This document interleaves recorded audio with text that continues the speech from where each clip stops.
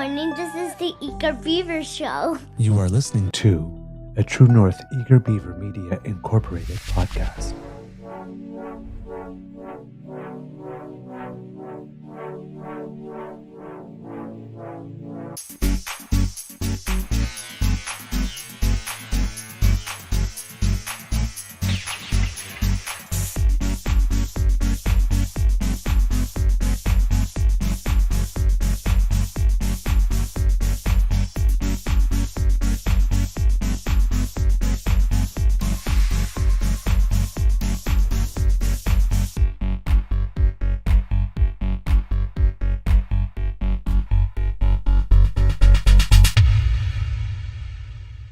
The True North Eager Beaver podcasts are proudly brought to you by our founding sponsors, the Misfit Mysteries from Corvid Moon Publishing, your source for science fiction, fantasy, and cozy mysteries featuring a broad diversity of characters, CanadianTarot.com, your uniquely Canadian online eclectic tarot community, and the Peppermaster, hot pepper sauces made from farm-fresh ingredients to thrill your taste buds and expand your mind.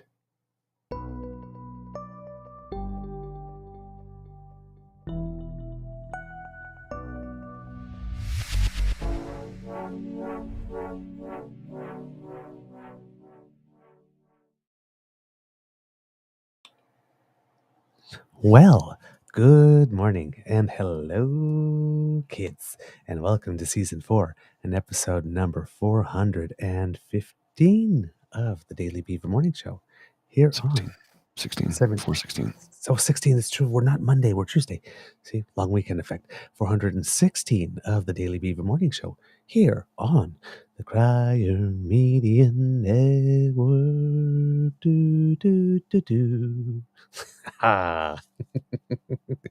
Today, recording day, is Tuesday, July 2nd, 2024, the day after Canada Day. And as you can tell by the light on my face, it is a beautiful day here at the Beaver Lodge. I hope it's a beautiful day where you are too. I'm your host, the Eager Beaver, pronouns he, him, hey, Mr. Beaver A. And with me, as always, is my good friend, Mr. Grizzly. A big thank you goes to our podcast's founding sponsors, the Peppermaster, the Misfit Mysteries from Corvid Moon Publishing, and CanadianTarot.com. Before we go any further, Mr. Grizzly, I kind of already know the answer to this question, but how's your mental health today, sir? Mental health is suffering, but mostly physical health is really suffering. My back is finished. My shoulder, my back, my elbow. I didn't make it to the fireworks last night. It was 9 p.m. and I was in bed. I was in so much pain. It's just, what a drag it is getting older some days. And this is one of those days. I am just dying right now.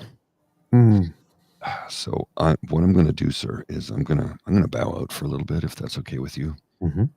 I'm going to go lie down and just send me a text message when you need to end the show, and I'll come and shut the production down. Okay. All right. Absolutely. Self-care is most important. Take care of yourself. Thanks. All right. Oh, boy. Okay.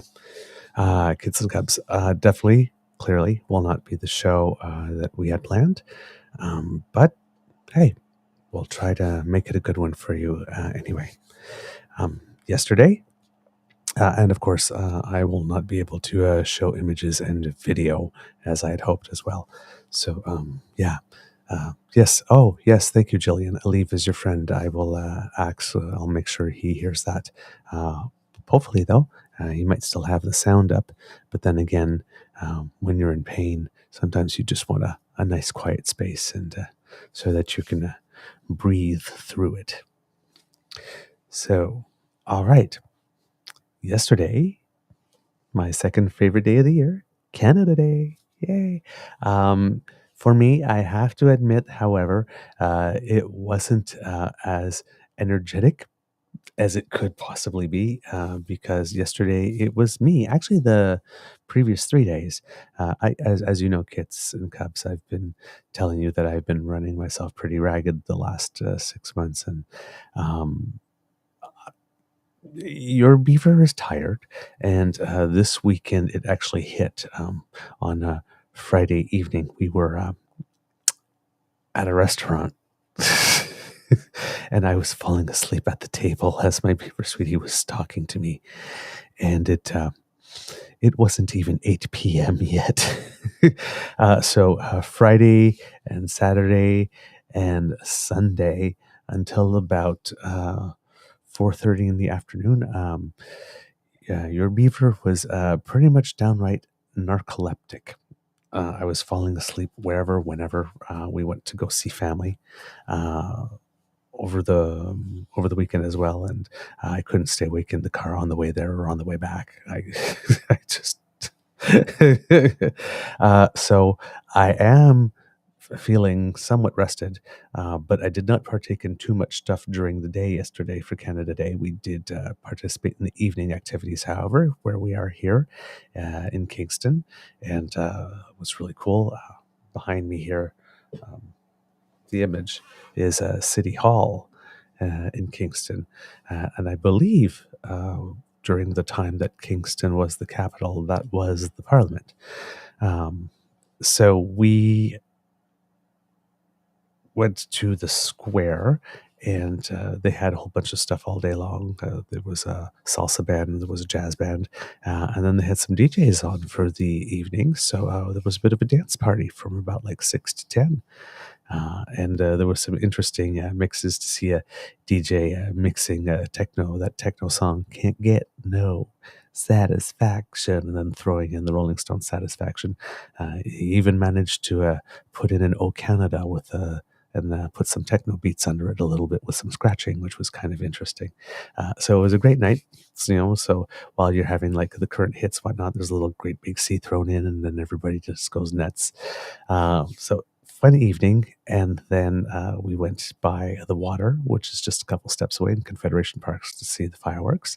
And it was a beautiful time with my Beaver sweetie and I, and it was very nice as well because, as you know, with the car accident recently and renovations, which have been a little exhausting, emotions have been a little more sensitive and a little more raw here at the Beaver Lodge than normal. So a couple of days time with family, and then some lovely Canada Day time, even though it was more at the end of the day, did us both a world of good. I hope that where you are, you had Canada Day celebrations, if you did partake this year, that were joyous, that were filled with laughter and fun and dancing and song and music and all the good stuff, good food, hopefully even better company, and that everything was wonderful. If you want to chat, Kits, and share what it is that you have done for Canada Day, or what it is you didn't do, or how, depending on how it is you observe or don't observe, whatever your personal reasons are, we don't judge here. Let us know what you did or what you did not do, and we would be happy to take some moments out in the show and put it in there so that we can share it with our wider audience. All right. The Prime Minister was in Newfoundland and Labrador and St. John's at the War Memorial there to mark the return of the unknown soldier. And I was going to play you what it is that he had to say. But today we'll save it for another day. The Governor General was there as well. Of course, as you may have known, and someone reminded me in the chat yesterday, Princess Anne was supposed to be there as well. And, a lot of us don't have time for many of the royals, but we seem to have time for Princess Anne. She seems to be I was going to say seems to be the normal one, but the norm seems to be to be slightly wackadoodle. So maybe she's the black sheep by virtue of the fact that she does the job well and relatively without scandal, and people seem to like her. Anyway, she was supposed to be there, but unfortunately, she had an incident, it seems, with a horse. It seems that she may have gotten kicked or something, and which is kind of ironic in a way, because I heard somewhere on the news that she was actually part of the Olympic team when the Olympic Games were in Montreal in 1976, part of the equestrian team. And I didn't look this up further, and I should have, because I didn't think this was going to come up. But apparently during that competition, something happened that she fell off the horse or something, or the horse threw her, or I don't know. But there was another incident. So there's, and she's like I said, if she made the Olympic team, she's a very, very, very experienced rider and definitely knows what to be doing and not doing around horses. So I'm guessing this must have been some type of freak accident, or maybe a horse got startled or something. But yeah, there's something about horses and Princess Anne and Canada that that don't seem to mix. But yeah, I'll have to look that up more. But if there are kids in the chat that remember that, and please share a little bit, I'd appreciate that. Because normally during the show, I'd go back and forth with Mr. Grizzly, and we'd banter. But if I do that, then I have to do this when I'm talking, right? As I'm trying to search for something, and then I slow down, and it's not very pleasant for the viewer and the listener. So it's, but yeah, if anybody remembers anything about that, I would really appreciate you sharing it. All right, let's see, what else do we have? I watched a little bit of the ceremony. It was appropriately solemn.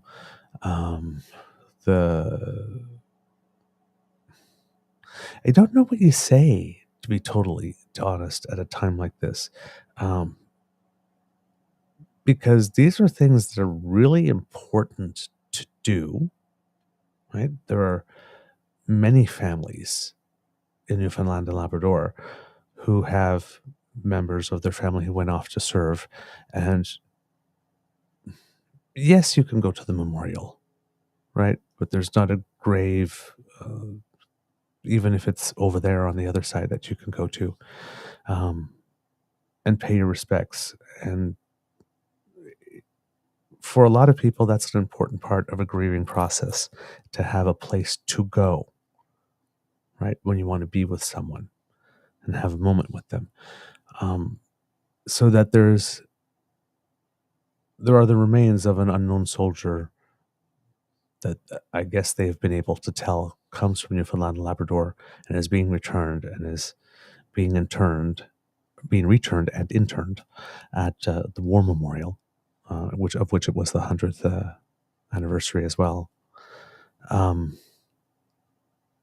It gives people a place to go who didn't have that before, and that's never a bad thing. It's never a bad thing. It's also one of those reasons, for example, if I'm going to draw a parallel with the Indigenous community and an incident that's happened when we talked about the 4 women who were in the landfill, and the members of the Indigenous community said, our family members are not trash. That's true, right? We said it on the show. Who wants to go to a landfill to be able to have that moment? So it's very good that the government of Manitoba has taken action on that. It seems that the process is now somewhat underway. It doesn't mean that the search is being done yet. There's a whole bunch of safety and security things to take care of beforehand. But the ball is somewhat rolling. But the concept, it's universal across cultures. Well, that there's ceremony of some kind with regard to death.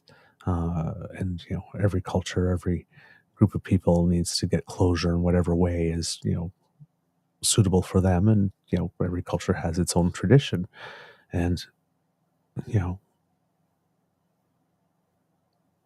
having a place to go to, sometimes it's a gravesite, sometimes it's a war memorial, sometimes it's under someone's favorite tree, right? Or a favorite spot you used to go together. For my mom, I know, for example, there's a place in Ottawa called the Nepean Point. And when I was a kid, we'd go there all the time, from Victoria Day to about Labor Day, because there were free concerts every night. And my mom loved music, and that's where my love of music came from, and the whole diversity of music, because there was a different style of music every night. So every now and then, when I want to have a mom moment, I haven't been able to do it recently because there's construction going up there. But, I go over there and, just sit there, and, it's one of the most beautiful views in Ottawa as well when you're up there. And, we talk, or I just sit there in silence and I just like feel comforted in some way, because I know this is a place we were together, and every time we were there together, we were happy, and we had beautiful memories there, and some of the best moments of my life. So, that's where I go. So, it's not necessarily a religious thing, because I'm not particularly religious, even though I was baptized and raised Catholic. So, even if I'm not really religious, there's always a little something in there, right? Yeah, but that's where I go. So, yeah, I'm glad that this was done. It's like I said, it's a solemn moment, but it's a moment. It is a moment of pride, in that we're doing the things that need to be done. So yeah, I was happy that the Prime Minister was there. Like we mentioned on the show yesterday, there was some people trying to make a big deal of the fact that the Prime Minister was there and not somewhere else, or not in Ottawa. Chrystia Freeland, the Deputy Prime Minister, took care of that. The Governor General also wasn't in Ottawa, for what that's worth. The previous night, there was an event for to recognize Beaumont, the whole participation and the sacrifice of the province of Newfoundland and Labrador. Did for Beaumont Hamel. I believe it was the 90th anniversary of something for that. The Governor General was there with the night before.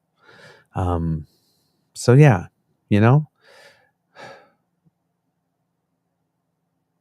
these things are important, and I hope that everybody that was gathered there was able to get what they needed from that, because it's a long time to wait.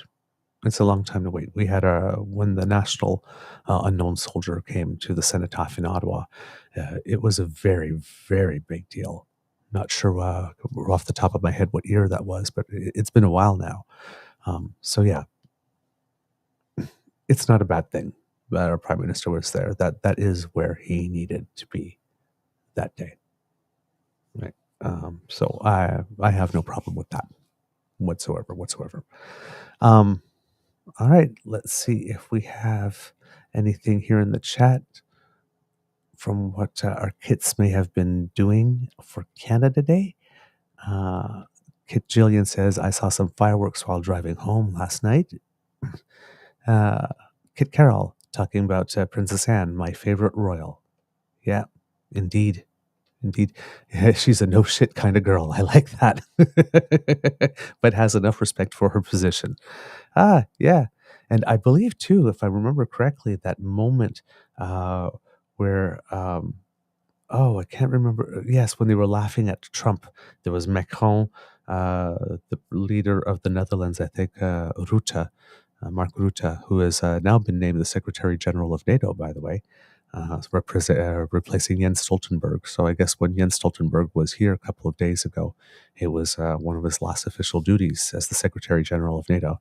And I believe, so it was, Macron, Mark Rutte, the Prime Minister, and there was a fourth person there that's often left out, but I believe Princess Anne was part of the four. So it was a little moment of candor. We have Kit Jillian saying, I love the tomb of the unknown soldier. Indeed. Let's see, what else do we have? Tavi G says, once again, Premier Wap, can you hit it out of the park with this Canada Day message? Oh, good stuff. I'll have to check that out. I was not aware of it. Kit Carroll says he did the best message of all I saw. Wow, Toronto Dan, Wap Canoe is my prime minister. Wow, already given him a promotion. Good stuff.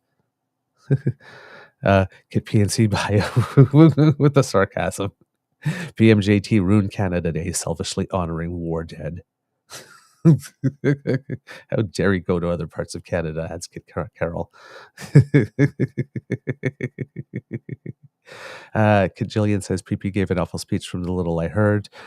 Yeah, let's touch upon that. I didn't hear his speech, to be totally honest, but I did see one of the first tweets I saw on the day was him putting something for Canada Day with his "Bring It Home" tagline, and that to me is a flag on the play. Right, Canada Day, you're going to hear from the Governor General because she's your head of state. You're going to hear from the Prime Minister because, well, he's the Prime Minister. When it comes to leaders of other parties, yes, of course, everybody has a right to speak on Canada Day, but that should not be a day for partisanship. So working in the campaign slogan, "Bring It Home," that's just, to me, just my first impression is, can you just take a day off, man? Like, take a day off. You're already the mouth that doesn't shut up, registered trademark. Take a day off. It was not classy at all. We have with us, coming to save me a little bit. I'm not. Is it okay if I join in? Yes, please. Okay. Would you like a new topic? Would I like a new topic? Or I'm just going to follow you. Okay. Okay. Like this, but I will prompt. If you have a topic for me, I will prompt you. Okay. Okay. The other thing, and the kids have gotten there before me, was David Parker.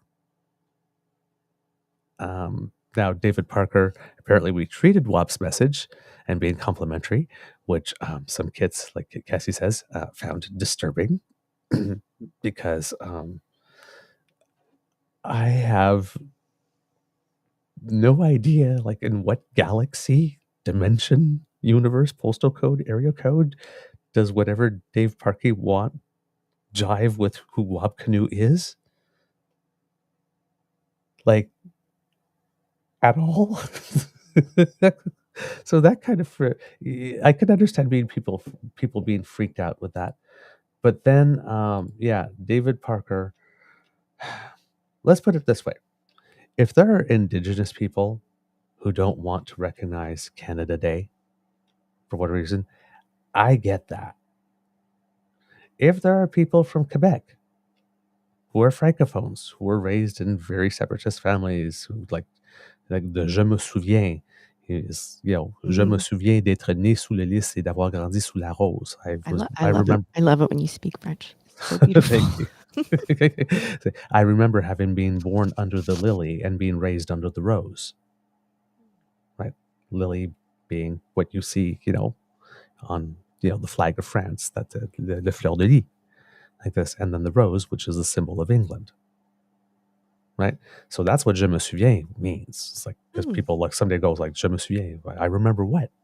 So I asked somebody one day, and it's like, oh, whoa, okay. That's so cool. I didn't know that. I didn't know. I've never heard that before. It's a punch. Well, that's the thing, right? You just, like, at one point when they asked, they would say, lest we forget. Well, lest we forget what? Right? Like, lest we forget means everything on its own if you know what it means, right? Mm-hmm. But if you have no clue, so lest we forget what? Someone clue me in. I don't know. So that was Je me souviens, I was always wondering, like I said, I'd never had the courage to ask. And then one day I just turned around and it's like somebody I knew, and they just dropped it, and I said, oh my, that's a bit of history. That's there's some visceral emotion there, right? So, in Quebec, July 1st is often moving day. Yes, that's more right. than it is Canada Day. Yeah. Right? He even had the Bloc Québécois, had this thing, he had all boxes and stuff like that. And, so they're still, so for them it's moving day. It's bananas. Like this. There's plenty of people who celebrate Canada Day. Yeah. But I mean, it's like, let's all move on one day. Musical residences. It's pretty wild. I was like, where do they find all the trucks? So, but again, I can understand that. David Parker. Now, I am going to read this only because it is so patently ridiculous on its face. Okay. Canada Day used to be my favorite holiday. I'm ashamed that I was more patriotic than I was Christian. I loved this country, past tense. I dedicated my life to it. This place has become a rotting corpse filled with the fearful and entitled. There is no true north strong and free. I didn't hear that. I hadn't heard that before. That's just, I don't even have words. Again, will you just fuck off, man? Take a day off. Move. Please. Emigrate. If you are so unhappy, emigrate. Why dedicate yourself to making the rest of us as miserable as you are? Just move. The I hope he's Constitution listening. grants you mobility rights. Use them. Pack your bags. Get the fuck out. I just... Get the fuck out or chill the fuck out, you know? Seriously. There, I got to swear. Thank you. God, what I'm is this thing with people having to poop on your parade? I don't know. I shouldn't be laughing, but I'm just in a mood. Poor Paul. He's just suffering so much, and it's been a long weekend, and so it's a long day without a laugh, as my grandmother always said. Right?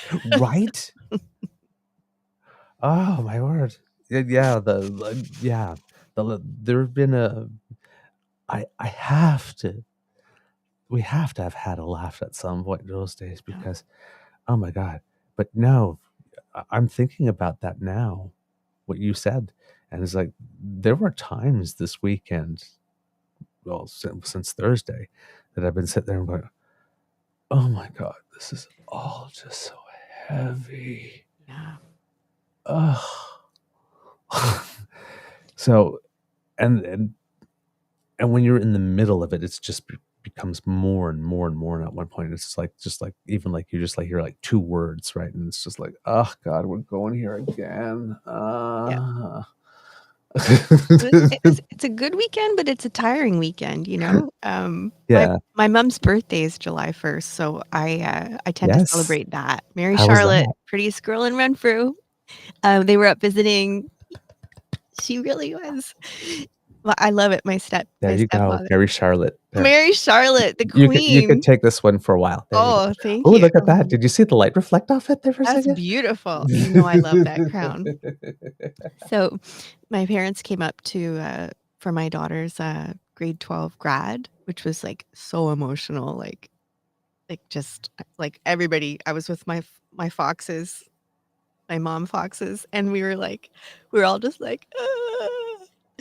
And so that was sort of the kickoff to the weekend. And I don't know if you want this story, but Yes. Okay, so it was really hot and they didn't have enough seats for the grads. So I had a nice spot on like my foxes and I were in the like the main level. And then the grads needed seats. So we're like, oh, we'll go up to the balcony, no problem. It was so hot that we almost passed out. No. We're just like, we're crying, we're dehydrated. We're like, oh my gosh. It was quite something, but it was magical. It was absolutely magical. And my parents got to be there, and my son flew in from he took a 5.5-hour bus ride from Peace River, took a red eye from Edmonton, and made it to the ceremony, sat up through the whole ceremony, and then passed out in his dad's car. Imagine. He was so tired. So it was like anyway, I'm sure he's more tired than me today, but because he's back in Peace River as of last night. So That was a very quick in and out. Yes. And in the mean, he might be face down somewhere right now. the good news is there's been lots of rain up in Alberta, and including where he is. So there should not be a fire today that he'll have to attend. Okay. It's good news. Jeez. Oh my word. I know. I'm like, I guess I'm not that tired. Oh man. Oh, I'm glad you had some good time together. We did. We really did. Now we had Canada Day.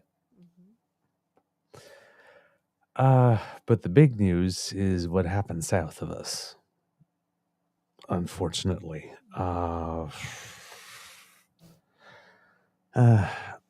Kids and Cubs, if you remember, if you were with us at the time, the date that Justice Ruth Bader Ginsburg died, that was a rough day for me at home because, as you know, I'm a strategist, and when things happen, I can game things out rather quickly. My mind just goes, what does this mean? It means this, that which means this, which means this, which means this, and if this is true, it means this could happen. And I'm already, several years down the road. And the thing that I most feared when I heard that she died and that the court was going to go swing the other way definitively. Well, look at it this way. With the Roe versus Wade decision that terminated it, they basically wiped out her entire legacy. Like within, the country's over 200 something years old, right? Within the space of a blink of an eye on the timeline of history, they just literally erased her life's work. It's devastating. It is. It's still devastating. And that was the first one, right? But what happened this week is the stuff that I was worried about instantly upon hearing news that she died. There's one decision that's getting all the attention. It's the one that came out yesterday. There's one that came out a few days before that's potentially even more devastating. Now, we talked about one of the early decisions, which was the decision on mifepristone, which is essentially the abortion pill. Oh, okay, yeah. The Plan B. That the same thing? I don't know. I'm not sure if it's Plan B or if it's a different type of thing, but it's yeah, I get your point. Yeah. The complaint that was being brought to the Supreme Court was that the FDA, I guess, did something incorrect when it came to regulating it, and it never should have been regulated in that way, and they wanted the Supreme Court to take the place of the FDA as the regulator. And the Supreme Court delivered a loss, which made everybody go, huh? Because they said that the people who brought the complaint didn't actually have the standing. And I said, watch out. They're not done yet.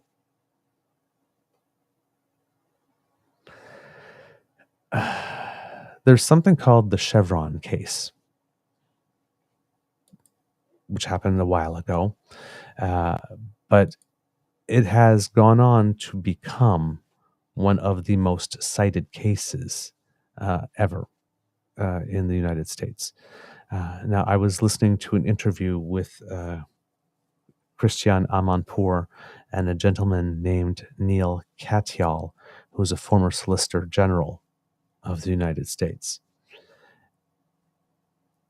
And when it comes to the Chevron defense ruling, that law, he says here, it's basically about, in America, most of our law is actually written not by the Congress, which is frankly incapable of even agreeing if the sky is blue, but it's written by administrative agencies like the Securities and Exchange Commission, or the Federal Communications Commission, or the Environmental Protection Agency. They set the rules for greenhouse gas regulation, for food and drug regulation, for how much you pay on your telephone bill, all sorts of stuff.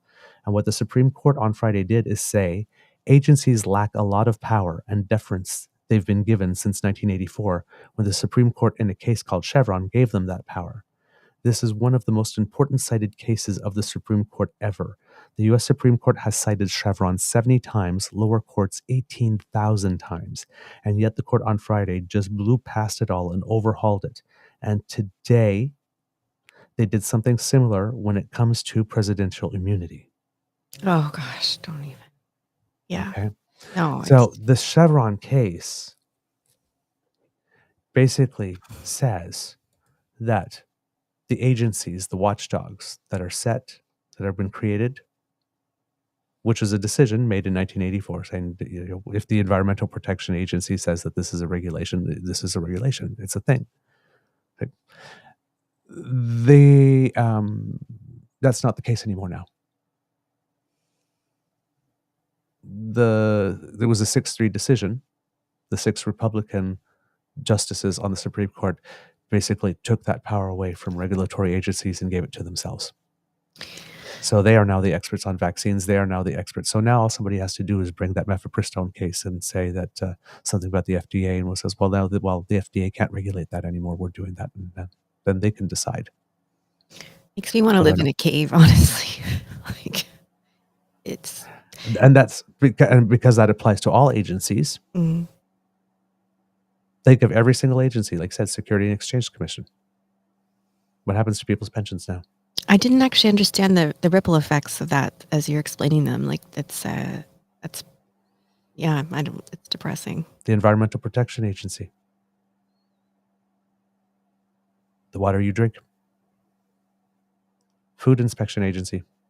Wow. Everything you put in your body now, the Supreme Court, the 9 justices of the Supreme Court. Well, the 6 really, because the other 3 are in such a minority position.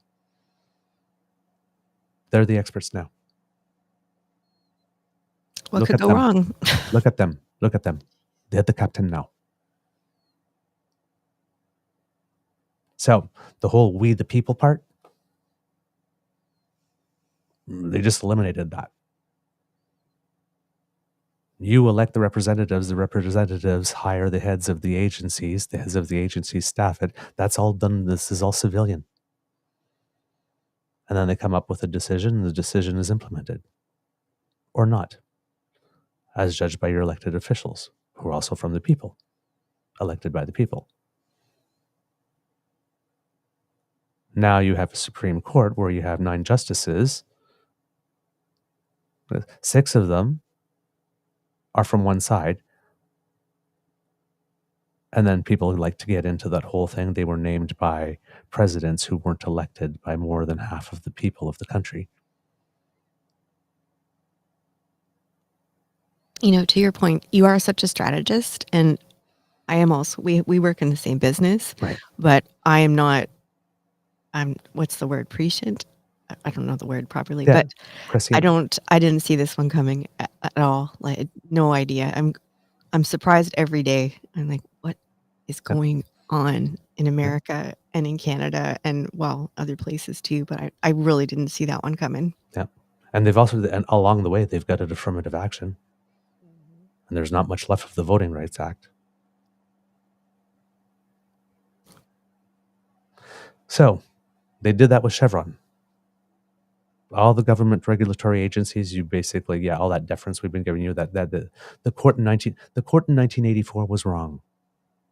They should have never given you that. They've had it since 1984. It's been working relatively well.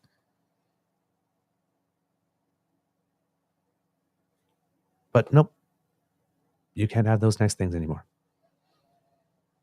In one fell swoop, they just said that, when people say red tape is also citizen protections. 6 people appointed by presidents elected by less than half of the population because of the electoral college system, is how it screws things up. Or imposing their will on everything henceforth. Except one thing, which is what they did with the immunity decision. Right. So while they took away all regulatory power away from the people for how everything we put on in our body, planes that we get on, safety standards, they're the judges of that now. When it comes to presidential immunity, the Supreme Court has decided that in certain cases, there is presidential immunity. Now, at first, this is going to sound kind of normal. They're pretty much stating something that would be, said, well, what's this decision about? If you're just listening on its face, they're just stating how things are. So there are three categories: core constitutional acts. So those are things that are literally written in the Constitution. You don't need immunity for that because it's absolute. That comes, So, and that's how things are currently. People would say official. Then there were official acts of the president, and those come with presumptive immunity. Now, presumptive immunity in court is not impossible to get over, but it's very, very hard because every act will now be argued that the president who's accused of wrongdoing, well, they just say, hey, it was an official act. And then they have a presumptive immunity that the prosecution would have to try to undo so that they can move it out of the category of official acts into an unofficial act. And then the third category, which is unofficial acts, which come with no immunity. So people would say, well, that sounds kind of normal. Well, the thing that's a little abnormal here is that for the things that are deemed to be official acts, that immunity is presumed is new.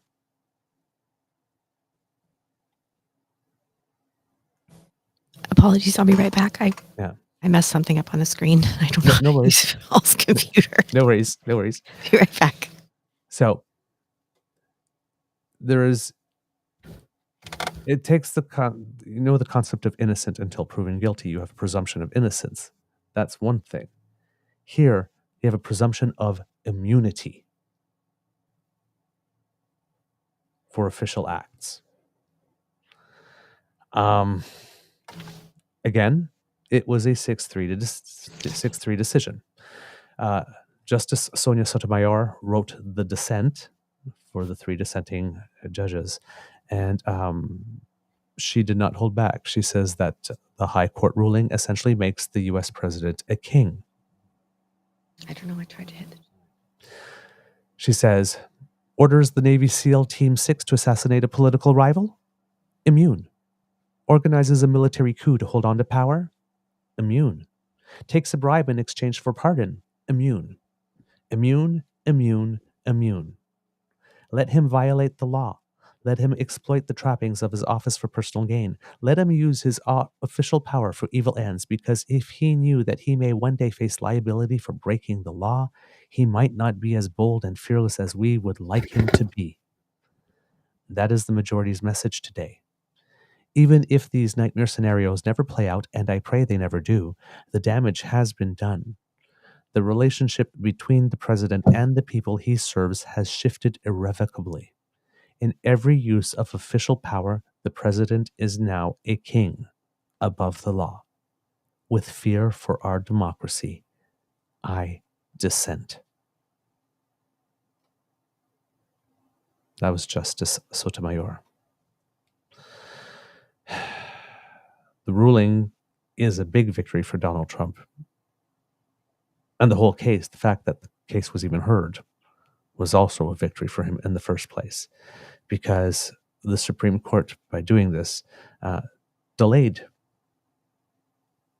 They took a decision that should have been a case that probably should not even have been entertained. And if it did, a decision that should have been made very quickly, and definitely not in this direction. But they took about 9 months with it.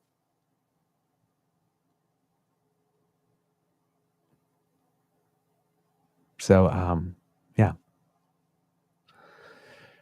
Writing for I know. The chat. So it's Carol saying I could say more, but I'm trying to give up swearing.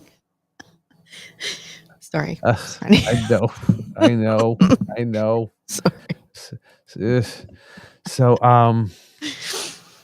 writing for the six conservative judges, Chief Justice John Roberts said that the presidents may not be prosecuted for exercising their core constitutional powers, and that even after leaving office, they are entitled to at least presumptive immunity from prosecution for actions they took as president. The court, however, did not resolve whether any of the election subversion charges could go forward against Trump. They sent that case back down to the trial court judge, Tanya Chutkan, to determine whether any of the charges were sufficiently outside of Trump's official duties to survive. That ensures that Trump will get what he wanted most, delay until after the election. We had this, for people who remember the election that involved George Bush II and Al Gore, that also went to the Supreme Court. That election was close because there was a third-party candidate, sort of similar to what's happening now with Robert F. Kennedy Jr., but named Ralph Nader at that point, who got enough of the vote that made it so that the election was so close, and then the Supreme Court swung it, some people say inappropriately, to the Bush camp after Roger Stone and friends organized something that has been that's now known as the Brooks Brothers riots or something like that, where they got a whole bunch of people from the whole business community to try and pretend that they were upset and protesting. I'm not sure, and that kind of tried. They were basically the first ones to get out to say, to play the media card that's saying that the election was rightfully theirs and should have gone to them, and they created the public pressure, and I guess the Supreme Court at that time agreed. And Al Gore, in an moment of great statesmanship, he did the opposite of what Donald Trump did. Said, okay, fine. This guy, Ralph Nader, was in that election that made it such, and that was the election that elected George Bush II, which appointed John Roberts to the Supreme Court, who is now making this decision, writing this decision. So he was out there, blah, blah, blah, blah, blah, blah, whatever. Like this, of course, Hillary mentioned in there because they can't quit her. And everybody was like, you might want to sit this one out, dude. The whole reason we got a Chief Justice John Roberts in the first place is because you decided to run on that damn. You might want to sit. You of all people do not get to complain.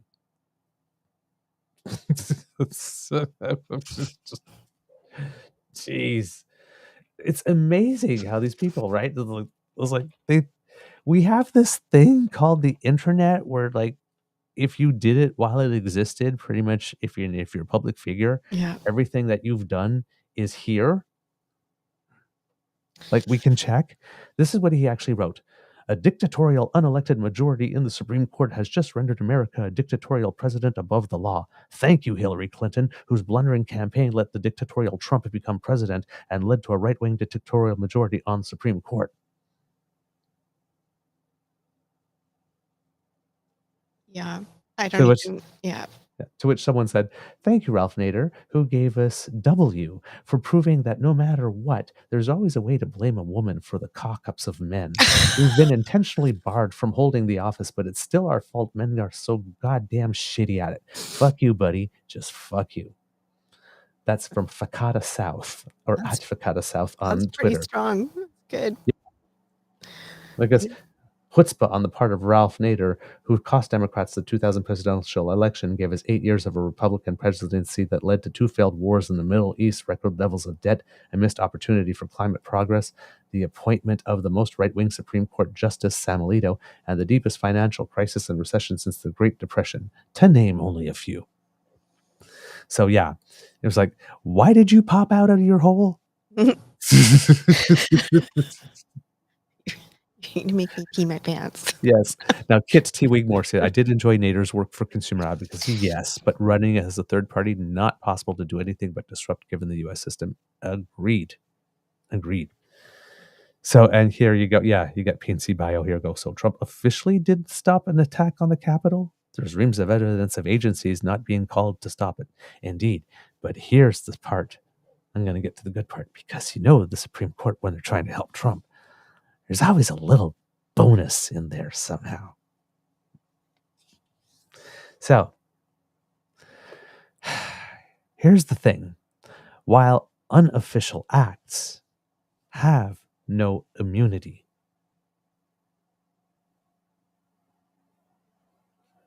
they did a little something to make it harder for someone to be found guilty of an unofficial act.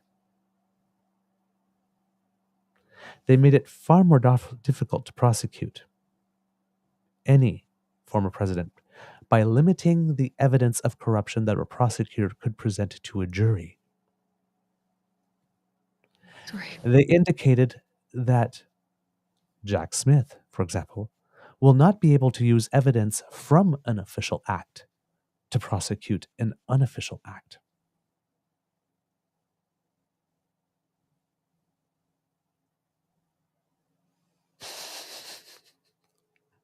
I don't know if you saw Cassie's comment. Hi, Cass. A Ross Perot to shake things up needed. Shit. Oh, man. Yeah. So basically, if you think it's hard to prosecute a president now, what happens is that before you can even get to the case of whether or not he's guilty, you're going to have to go through the whole step of arguing before the courts whether or not what the president did is an official or an official act. And that can go all the way up to the Supreme Court for a ruling like this immunity thing to delay everything before you can. So they just created a whole other way for someone to delay something for 4 years. And so we get to the part of the program now where every time we want to bring a president to court, we have to argue before the court whether the act was official or unofficial, and you can know your hands are tied because you can't use any information that was committed during the course of an official act as evidence within the case, and you can't bring also any evidence relative to the motive of the president. But to prove a crime, you have to prove motive, intent, and opportunity, but you can't bring any evidence as to motive. So how do you do that?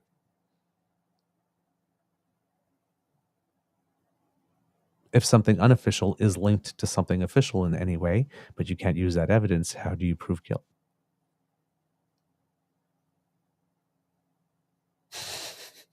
I don't know. I'm not a lawyer. I just play one on TV. I don't, but it's like... It's How do you know all this stuff, Douglas? My mind is a very, very, very weird place. Very weird place. It's frighteningly organized in a certain way that I can just like pick up these little files. But yeah, no, I don't know why. I don't know how I have this ability to retain this type of stuff. But it's, yeah, this is weird.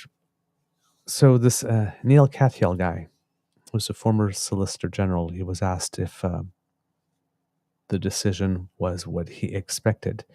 He said it was not. It was a big win for Trump and a big loss for the American Constitution and our democracy, as Justice Sotomayor said.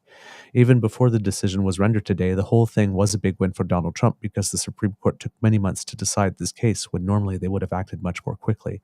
And what that did is effectively make it impossible for Donald Trump to be tried for his alleged crimes on January 6th before our presidential election in November.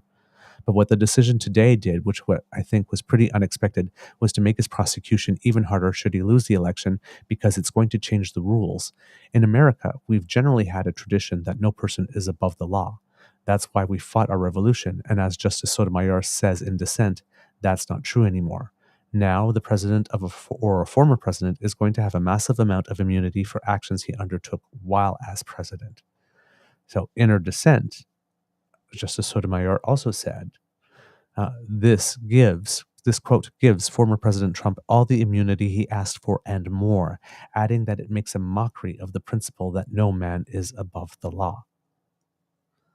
And the Chief Justice responded, the president enjoys no immunity for his unofficial acts, and not everything the president does is official. The president is not above the law. But what does that actually mean? Neil Katyal says, the majority draws a distinction, as you said at the outset of the program, between official acts and of the president to which there is immunity, and unofficial acts to which there is not. And so the Chief Justice is technically correct in saying if it's an official act, no person's above the law. The problem is that the same opinion says everything the president does is presumed to be an official act. And as they apply the official-unofficial act distinction to the allegations against Donald Trump in the criminal indictment, it's really scary, because the first bucket of challenge of accusations against Donald Trump is that he pressured the Justice Department to throw out the election results and impugn their integrity. And the Supreme Court says that is clearly an official act. That is not something the lower court can examine anything about. And then they go on to say, with respect to pressuring Vice President Pence to throw out and decertify the election results on January 6th, or pressuring other people for the 180 minutes in which Trump did nothing on January 6th, they say, well, maybe those are unofficial acts. Maybe they're official. That's something for the trial court to determine. But they say that the trial court can't examine any evidence about Donald Trump's motives for taking the actions he undertook at the time and deciding whether something is an official or unofficial act. Bottom line is, Donald Trump or any future president could do all sorts of nefarious stuff, including the example you gave before about maybe SEAL Team 6 assassinating political rivals, and he could just precede it with, this is my official act as president. I'm doing this to protect our democracy, or whatever, he says, and it will be very hard for a court to look under that. So, while in the Chevron case, the Supreme Court said, regulating agencies, you're not the experts, we are. With regard to a presidential immunity, they basically said, here's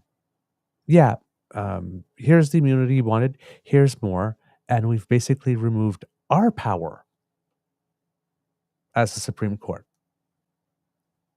and throughout the entire judicial system, should you do something that is illegal in the future, to actually really prosecute it in any way.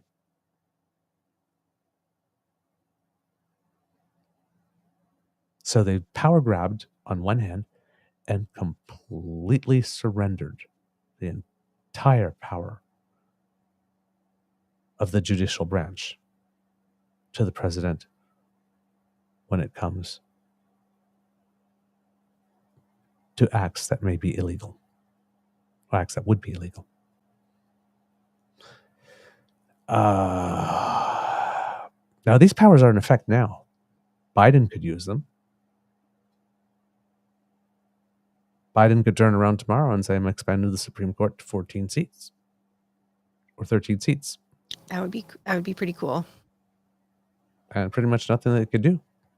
Here's my official act. So I thought that there was no way yesterday that they were going to grant this power, certainly not at this time. And it's like, these father muckers are so bold that they're counting on the decency of President Biden being a good man to not use it and to leave it there for the next guy. They are literally mocking the people of the United States of America. We're going to do it now. Biden could do it. Biden could be the first. Biden could be the one to go down in history to abuse of these But right now, there's nothing stopping Biden from declaring himself president for life. And they're relying on him not doing it and leaving it for the next guy. That's balls. That's literally looking at you right in the face as they're shaking your hand and laughing at you.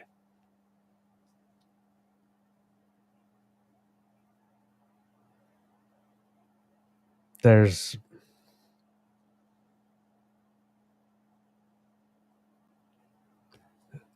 that, as Canadians, that puts us in an extremely vulnerable position. When your alleged best friend and biggest trading partner can now be led by a man on whom there are no limits. Hey, Canada, all your lithium supplies, those are ours now. What you gonna do about it? Fuck you, make me. It's not like we could petition the court now. There is no judicial system for that kind of stuff.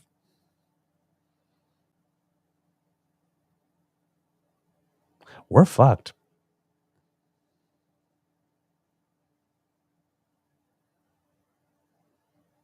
What do you We're think? fucked.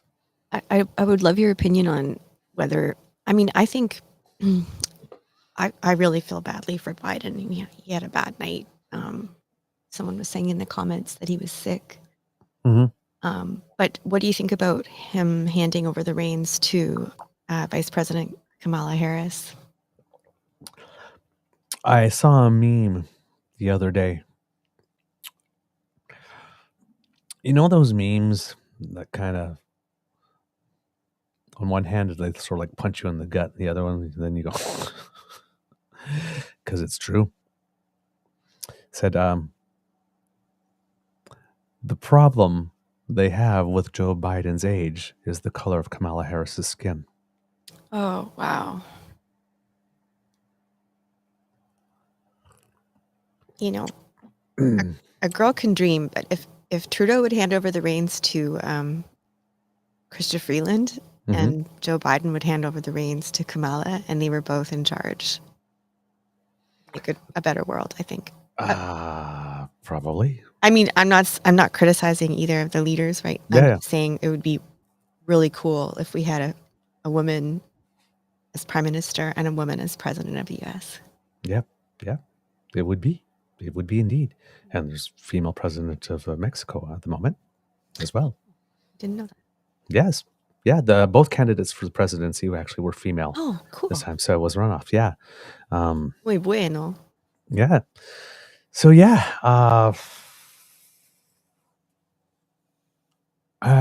nobody knows what this means at the moment, but our American, like, this is completely out of our hands. We have no influence on what's going on. We can't influence the American people at all. But I mean, the table is set legislatively in the United States for the next time they get a Republican president. There are no rules. There are no rules. The president can do whatever they want, and the 9 justices of the Supreme Court are the experts on everything. That was fast. And it happened during the Biden presidency because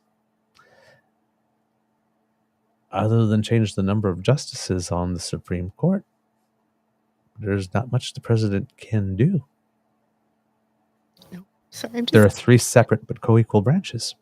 I'm just giggling because of what Cassie said. Sorry about that. Go ahead. So, Yes. I didn't mean to interrupt, but yes. Cassie, are you reading it? Yes. Two go old ahead. geezers debating for leadership of the world's superpower about whom has the better golf handicap almost made me start building a bunker on the ranch. Right? It's funny. Right? It's funny. I know, but it's like, it's just how much. I'll be there. What screams old more than two men over the age of 75 go, well, you're handicapped. Well, yeah, well, it is. Can you carry your own bag? It's like, and the moderator's like, yeah, let's not be childish. Oh God, we passed that station years ago, honey. Gee. Like Rip Van Winkle on the bus. It's just like, you missed your stop 20 years ago, buddy. Ding. Gentlemen, let's not become childish. Come on. Jeez. But yes, I know. I was like watching that moment, and I'm thinking, it's like, yeah, this doesn't scream old at all. It's just my golf game's better than yours. Okay, well, let's go on the links and fight it out. Can you carry your own bag, or do you need a cart? Jeez. Look at me. I'm wheezing and I can still carry my own bag. It's just like, I don't even. This debate moment brought to you by Geritol.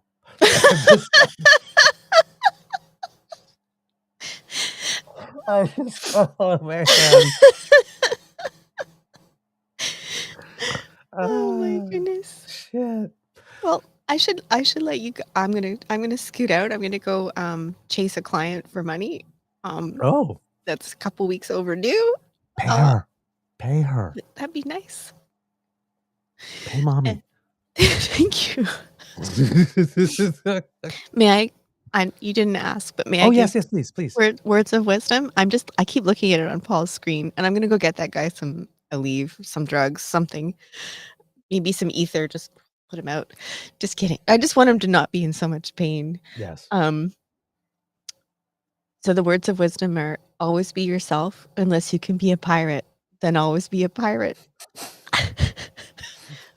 Apropos of nothing. Okay. I think we just needed a little more silliness. I think so too. Thank you so much for having me on. It was really energizing and But fun. you said you had something, because I was going to prompt you.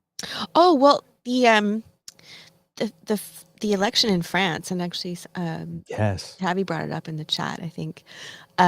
Thanks, Carol. But I do not understand their electoral system. Like, they do 2 rounds of voting, and Yes, they have a general election where they have all the parties, and if not one gets 50%, they take the top 2, and then they have a second round. So like here, when we were talking about ranked ballot, we do it all at once. We rank them all at the same time, and if the first one doesn't, then we do the next one. They actually just hold another vote 1 week later. Okay, because it's a bit mysterious to me, and Yeah, they, instead of doing every round, they just nail it down to the top 2 after the first round, and then they do a runoff. Well, okay, thank you for explaining that, because I was trying to look it up and understand it. And to someone's point in the chat, I can't remember who said it, don't assume that women are always empathetic. Absolutely agree. Like, Marie Le Pen scares the out of me. Like, I'm just hoping she doesn't get in, but kind of looking like that's why I said, if everybody that voted for Macron in that block votes for the more center left, center right block than the block that she's a part of, then she won't win. But it's she has to get another. I think they got 34% or something like 30. So she's got to get another 17% out of everybody that voted for other parties, and they have to. The other block has to get, I think, a little more. But yeah, it just depends how the other votes went down. Well, you've demystified it for me. Thank you. Oh, my pleasure. Yeah, and again, thanks everybody. Have a great day. Have a great Tuesday. Yay! Thank you so much for dropping in. It really helped. All right, kids and cups. Let's see if I've got something else for you here with regard to that. I think that's pretty much the main stuff on the Supreme Court decisions for you there. All right, let's see if I've got anything else here. Also, yes, for Canada Day, I forgot to mention, the Royal Canadian Air Force performed its biggest flyby of the last 20 years, calling it a parade of the sky that featured some of the force's oldest and fastest aircrafts, which was a very nice touch to the celebrations. Here we go. Also, I believe yesterday when we were talking about the tomb of the unknown soldier in Newfoundland, that one of the materials being used was labradorite, and somebody sent me something saying that it was a gorgeous stone.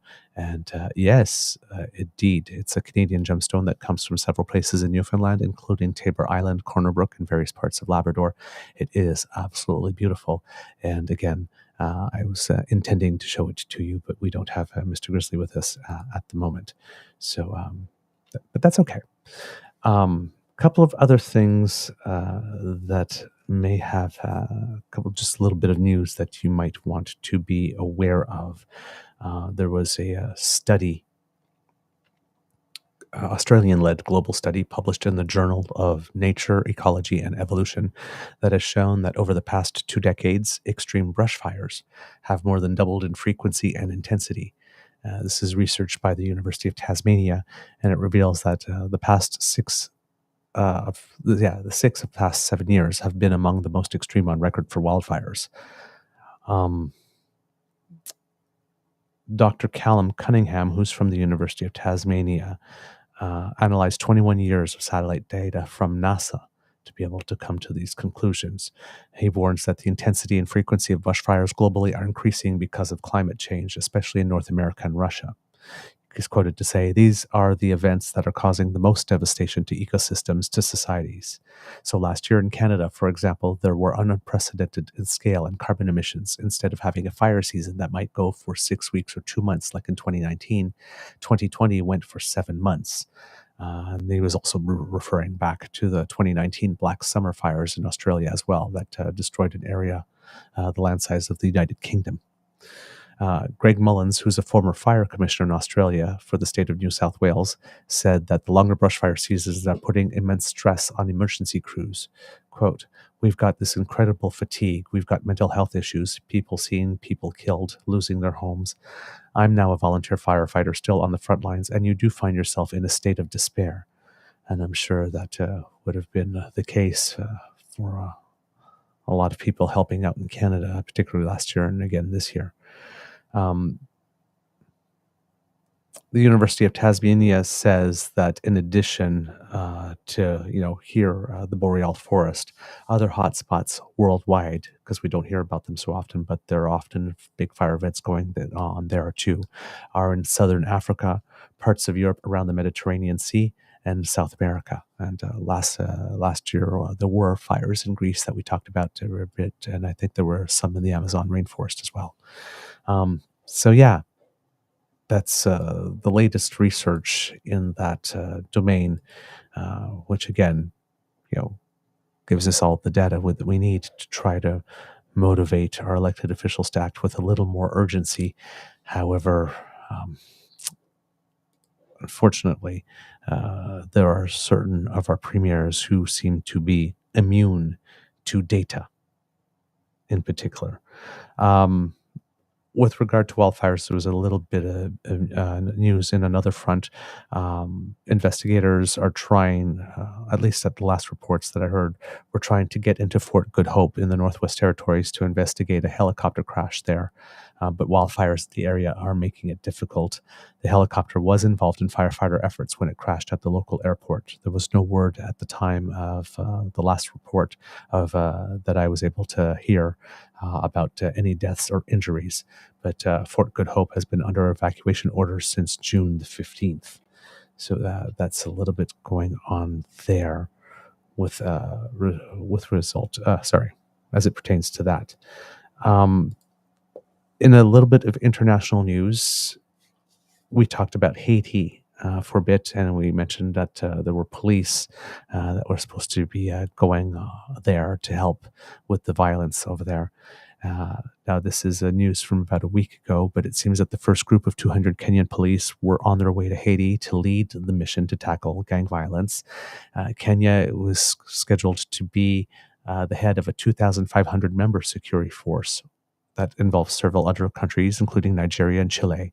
And they are trying to bring back some order to the island because armed gangs have been controlling most of the capital of Port-au-Prince for the past several months. the day after, on the 25th, the first group of officers had arrived in Haiti. So that was some good news. And in Kenya itself, you may have heard, there were huge protests last week. And there was a storming of the parliament buildings there. So protesters burst into the parliament buildings. They ransacked. Protesters did post video from inside the National Assembly chamber, with one demonstrator declaring from the speaker's chair that the country's leaders must resign. Sounds very familiar, doesn't it? At home, the Kenyan president at first was vowing to quash unrest at whatever cost.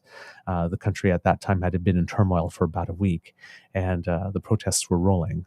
Chaos first erupted in the capital of Nairobi and then spread to towns across Kenya. Protesters were mostly young protesters, and what they were protesting, unlike the situation in the United States, where they were led to believe something that was not true and sort of ginned up. In this case, this was sort of an organic thing that happened because the government had proposed a finance bill that would impose new taxes at a time when many are struggling with the high cost of living. Now, things have been really tough in Kenya because there have been droughts and floods over the past few years as well, just heavy rains and then floods. But the government had backed off some of the most contentious issues. But for example, after this all inflation that we've experienced, and in certain countries it's been way worse than we've had, they were proposing a 25% duty on cooking oil, among other things. So that got to the people to get really upset and start revolting. Now, the government, as we mentioned, was starting to back off some of the more contentious measures, but demonstrators wanted the bill scrapped together. There was a protester that was quoted in some of the reports saying, "We are not amending, we are rejecting everything. Withdraw it." There were other protests in other cities like Mombasa. Their police fired tear gas and shot into the air while demonstrators were hurling back stones. Protesters would say that they were going to vowed to continue to return to the streets if the bill was not withdrawn. In Nairobi, the military was even deployed to be able to help with what was going on with Parliament, because he even set a section of it on fire. There were at least 13 people killed. So it was a big thing. There were even protests in the president's hometown of Eldoret. And there too, they were vowing to hold daily demonstrations until the bill was withdrawn. The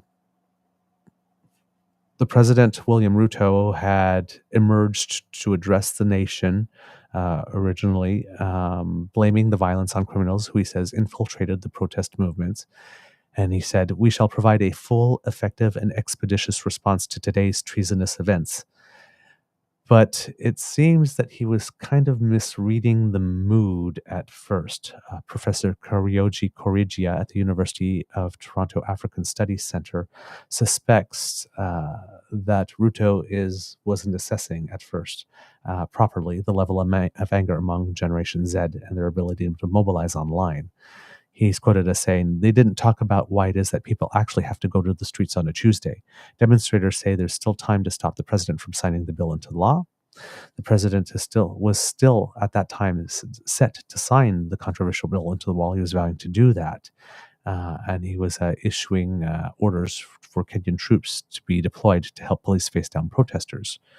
Well, it didn't take very long after that, because I think the very next day after those reports, William Ruto, the president of Kenya, withdrew his bill.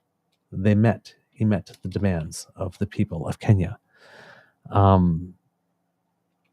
which is kind of a interesting result.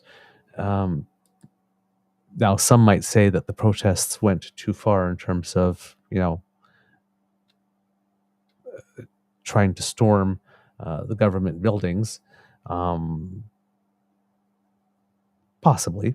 It's something that we don't tend to recommend. But then again, if you can't eat, and then you say you're going to impose a 25% duty on cooking oil, I can see where that could inflame some tensions over there. The president has said, I have been working very hard to pull Kenya out of a debt trap.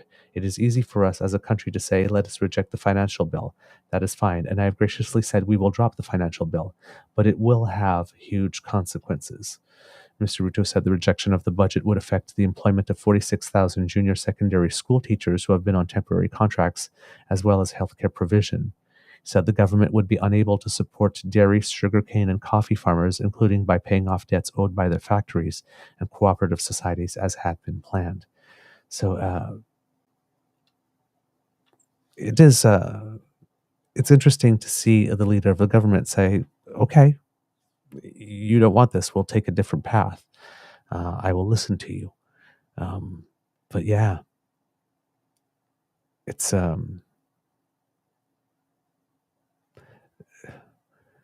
all the people here that are trying to convince us that, Canada's broken. All around the world, things are tough. We all went through a pandemic. The world stopped for everyone. Right? There are just people who had a better situation than others going in, and people who did better with what they had during it. But nobody emerged from this better than they were before. Right? When we're talking about the average person, the average citizen. Right? Nobody emerged better than before. We all took a step back. Just some people's step back was bigger than others. So one of the things that I keep on mentioning is when people keep on presenting economic data for Canada compared to what we were doing before. In this particular instance, given what we went through, always ask, what is the data not only compared to ourselves, but compared to our near peer nations? All of this data has to be presented within the context of how we're doing compared to nations that are similar to ours. Comparing to ourselves and to our past performance is always going to yield a negative number. That's only part of the information. But if we are all in the same ocean and all countries took a step back, then the information that you need is not how well we did relative to ourselves, but how well we're doing relative to our near peers. Did we all take an equal step back? And are we all recovering at the same rate? And yes, Ms. Shadika, you're right. We are still going through a pandemic. People just ignore it now. It's still going on. It hasn't stopped. Kid PNC bio. But Douglas, you forget we liberal folks liked it. The rules.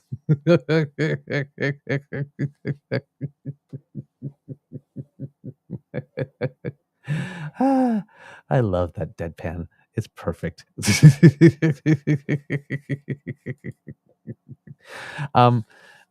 Another little note here as well. When we were talking about the dueling press conferences between Elizabeth May and Jagmeet Singh, there was a moment in the Jagmeet Singh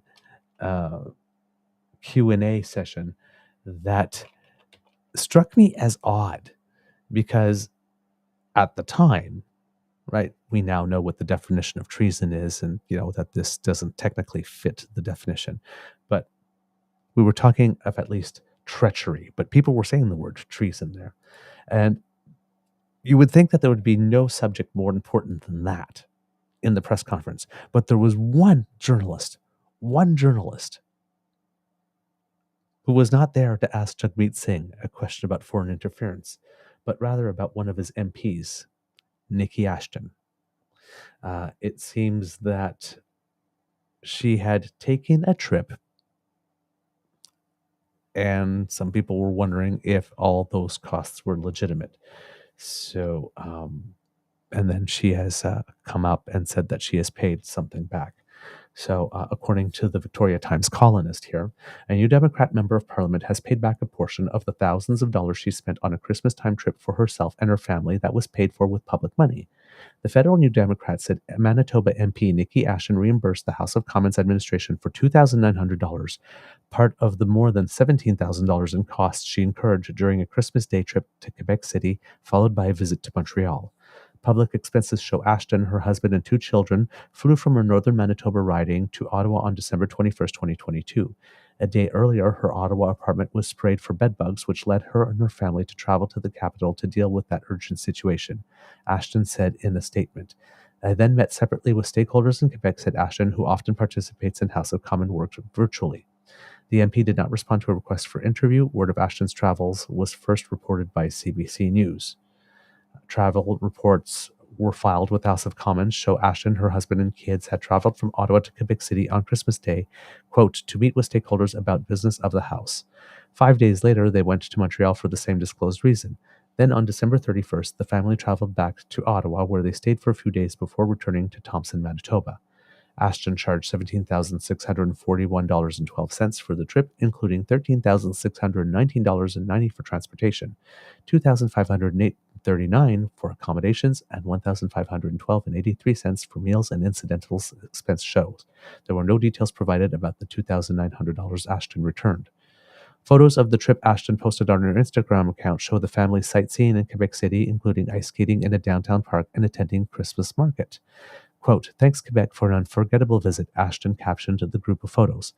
Thank you, progressive activists, for sharing your inspiring work. Thank you to everyone who shared their culture, history, city with us. Ashton has not said who she met with during her Christmas time trip and has no plans to share names. I do not know why or how that is allowed. Particularly in an instance where you decide that you're going to pay something back well over a year later. Says, yeah, I'm going to pay it back, but I'm not going to tell you who I met.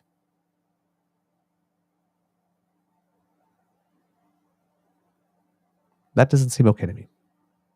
The Churchill-Kiwatinuk ASCII MP said she paid back the money, quote, in order to protect the privacy of the stakeholders I met with and to ensure that they were not subject to similar abuse. As a result of media reports around her travel, Ashton said that she and her family have been subjected to death threats, harassment, and abuse. Also, not okay. Quote, the discourse around this House of Commons approved travel has become a distraction to the important work New Democrats are doing for Canadians, Ashton said. My team and I are focused on delivering support for the people in Northern and Indigenous communities who are so often left without the resources they need. That's the end of the article. Now, there is something about this that I'm wondering is that when it comes to MPs travel, whether or not we need to have some type of new system, because every time the Prime Minister takes a vacation, people lose their mind. PP still hasn't told us where he spent Christmas. That's another thing. Nikki Ashton takes a vacation, people lose their mind. This one seems to be have some elements of family enjoyment as well. So it wasn't all business. But then again, on the other hand, being an MP is a very tough job, and when you live in a place that's so remote, and you get to, you're spending time away from your family, and there are travel credits for partners and family for certain instances and certain occasions, because we recognize that, a lot of MPs, politicians who get married often and have to represent away from home, sometimes their marriages don't last. More than sometimes. So trying to do things to make it so that families can spend more time together. Definitely, okay, public service shouldn't come at the cost of your family if it can be in any way avoided. But yeah, so this situation came up, and it seems that after it came up in the press conference, even though this was a trip from, I think, Christmas time 2022, it seems that the fact that it came up and was raised in the press conference was enough to bring enough attention to it to get MP Ashton to return refund some funds. So again, if she thought that something needed to be refunded, again, it just seems to me odd that we would not be entitled to know with whom she met. Now, of course, the climate of harassment, yes, I can understand that. It just seems to me that we need a way to have these things cleared or pre-cleared, or just different rules altogether, and that makes things different for how family can accompany, or what it is that can be claimed. That's just more clear, because in the climate where we're in, where everybody wants somebody to go to jail for something at a minimum, even things that are not illegal, but I don't like it, you should go to jail. We can't keep on having these mindless fights about travel. It's just too easy an opening for that. But yes, this looks like Nikki Ashton took a Christmas holiday at taxpayer expense and added a couple of business things in there to be able to write it off. It looks like that. Yes. But like I said, I can also see a scenario when, hey, I'm going here and, we're going to be apart, and okay, I got meetings at this time, and we got like 6 hours or half a day before we need to take the plane back. Let's go skating, right? I can see both, but again, in PR, it's optics, and if it looks like you took the family on a Christmas vacation and added a couple of business things, then yep, you're going to be caught. Especially if you post about it on your Twitter feed. Just saying. All right, kits and cups. I just thought it was really interesting. Unfortunately, I wasn't able to hear on that day from which media source the question came from.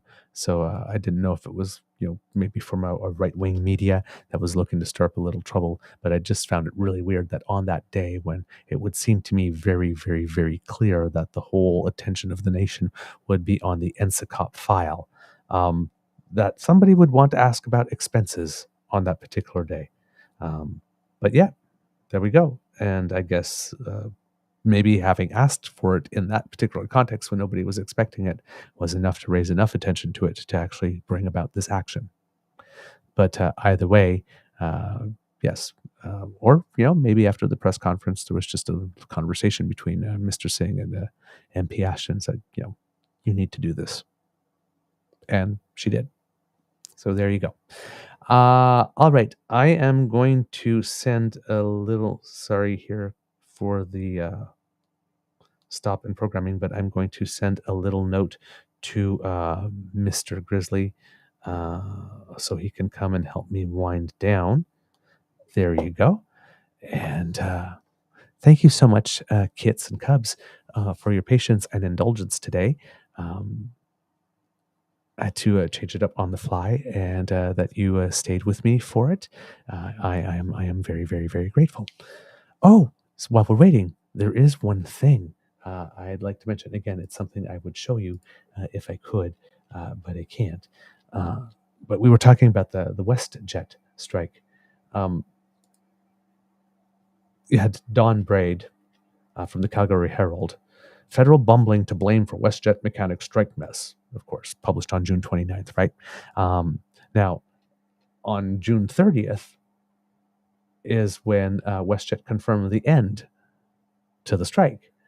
Now, I don't know if Don Braid published an article the next day about federal bumbling to blame for WestJet mechanics strike being over the day after I said they were responsible for the mess.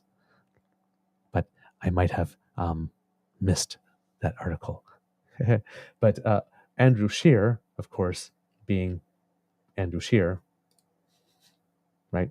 On June 30th at 6:35 p.m., put out a tweet Responsibility for this disaster lies squarely at Ottawa's feet. That's in quote. Minister Seamus O'Regan has completely botched this file. Thousands of Canadians are stranded away from home and can't see their loved ones, and it's all because of this incompetent Liberal minister. It's all because of this incompetent Liberal minister. Now, that was 6:35 p.m. WestJet confirms that as of June 30th, 2024 at 10:30 p.m., fewer than 4 hours later, the Aircraft Mechanics Fraternal Association are withdrawing their strike action. AMFA members will return to work as scheduled to immediately start work to restore the network. The airline and AMFA resumed talks earlier today for the first time since Thursday. I am on Andrew Scheer's Twitter feed, and I'm looking for the him to have given us his the responsibility for this quick resolution on the very same day of my tweet saying that it's squarely at your feet, lies squarely at Ottawa's feet. Minister Seamus O'Regan gets full credit on this file. I'm guessing that's not forthcoming too, but once again, you sort of see the Conservative MO, right? It's like everything is terrible, and it's all the fault of one man or one party or one person. And even if the thing that's so terrible that this person caused gets resolved the very next day or even on the same day you say it,